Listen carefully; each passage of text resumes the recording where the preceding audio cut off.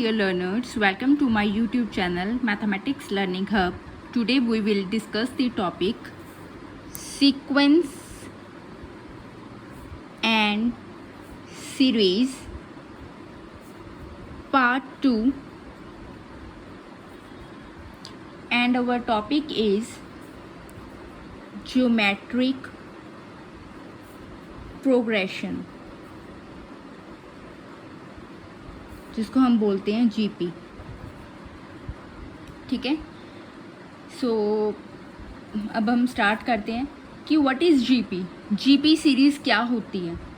ठीक है, जो सीरीज़ इस फॉर्म की होती है A R square up to so on, इसको हम जीपी सीरीज़ कहते हैं. इसको जीपी सीरीज़ क्यों कह रहे हैं कि अगर हम सेकंड को फर्स्ट से डिवाइड करें, मतलब ए आर अपॉन ए करें, तो हमारा आंसर क्या आता है आर. ठीक है, वैसे ही थर्ड वाले को सेकंड से डिवाइड करें ए R square upon A R, तो क्या कैंसिल होके क्या आ गया आर. ठीक है, मतलब क्या है कि हर एक अगली टर्म को अपनी पिछली टर्म से आप अगर डिवाइड करते हो तो आपका जो रेशो आ रही है वो सेम आ रही है. ठीक है, जो एपी में था, एपी में क्या था, आपका डिफरेंस जो था वो सेम आ रहा था, यानी कि कॉमन डिफरेंस था. जबकि जीपी सीरीज़ में क्या होता है, आपकी जो रेशो होती है वो सेम होती है. ठीक है, इसलिए जो सीरीज़ मतलब इस फॉर्म की होती है, ठीक है, जिसमें कॉमन रेशो आती है हमारे पास, उसको हम जीपी सीरीज़ बोलते हैं. ठीक है, इसमें जो ए है वो है हमारी फर्स्ट टर्म. ठीक है, एंड आर क्या है हमारी कॉमन रेशो. ठीक है, अब हमने एपी में किया था nth टर्म का फॉर्मूला, वो क्या किया था a plus n minus one into d. ठीक है, और ए एन होता क्या था उसको, वो क्योंकि लास्ट टर्म का भी वही फॉर्मूला था तो हम ए एन को लास्ट टर्म कंसीडर कर लेते थे. वैसे ही जीपी सीरीज़ में ए एन को निकालने का फॉर्मूला है,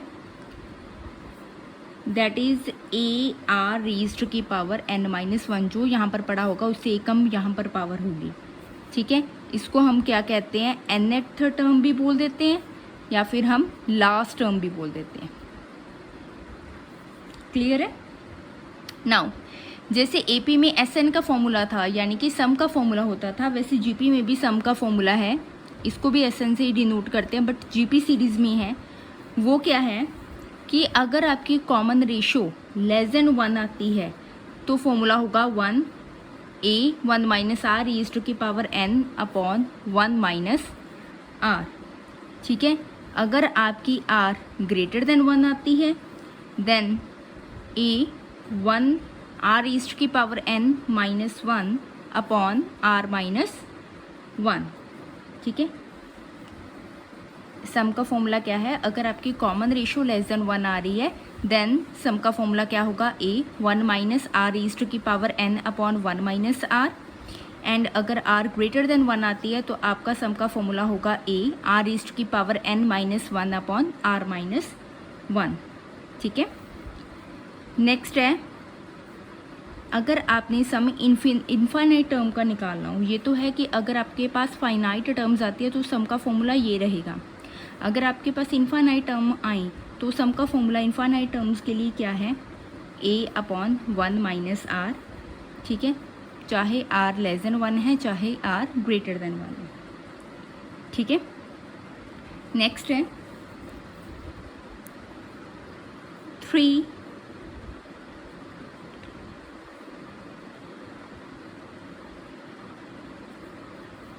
कंजक्टिव टर्म्स ऑफ जीपी. हमने जैसे एपी की थी वैसे ही जीपी की है, वो क्या है, ए अपॉन आर ए आर.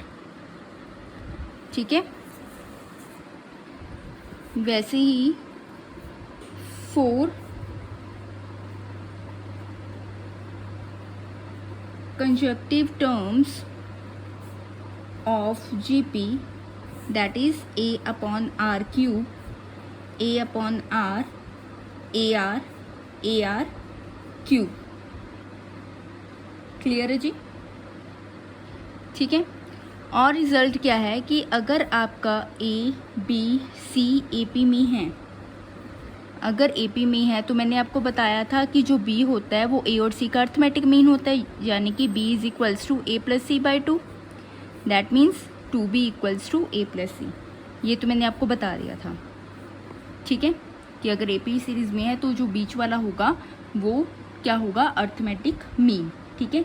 वैसे ही जीपी में है कि अगर आपका ए बी सी जीपी में है तो आपका जो बी होगा वो क्या होगा, ज्योमेट्रिक मीन होगा ऑफ ए एंड सी, ठीक है। That means b equals to under root of a into b, that means b square equals to a into c, ठीक है। नेक्स्ट रिजल्ट कि अगर आपका ए बी सी जीपी में है then log A, log B, log C are in A P, ठीक है। Geometric mean का मैं आपको कॉन्सेप्ट ही बता देती हूँ कि ज्योमेट्रिक मीन क्या होता है। Geometric mean of A and B, अगर आपके पास दो टर्म्स है तो उनका ज्योमेट्रिक मीन क्या होगा, ज्योमेट्रिक मीन क्या होगा, इनकी प्रोडक्ट, उनकी पावर 1 अपॉन जितनी टर्म्स है, दो टर्म्स है तो 1/2 हो जाएगा, ठीक है। दैट मीन्स इनका ज्योमेट्रिक मीन क्या होगा, अंडर रूट ए बी। यहाँ पर इसलिए हमने अंडर रूट डाला था। क्लियर है? अगर कोई डाउट है तो आप कमेंट कर सकते हो, ठीक है। आगे मैंने आपको बता दिया ए और बी का ज्योमेट्रिक मीन ये है कि अगर इनको इनके बीच में ही इंसर्ट कर दो ज्योमेट्रिक मीन को तो जो आपकी गिवन सीरीज आएगी वो क्या होगी, जीपी, ठीक है। फॉर एग्जाम्पल के साथ करते हैं इसको कि अगर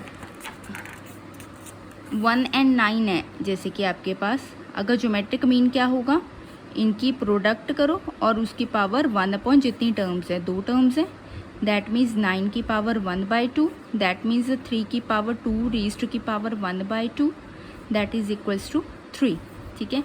अब इनके ज्योमेट्रिक मीन को अगर इसी में ही हमने इंसर्ट कर दिया तो आपकी जो गिवन सीक्वेंस आएगी वो क्या होगी, जीपी में, ठीक है।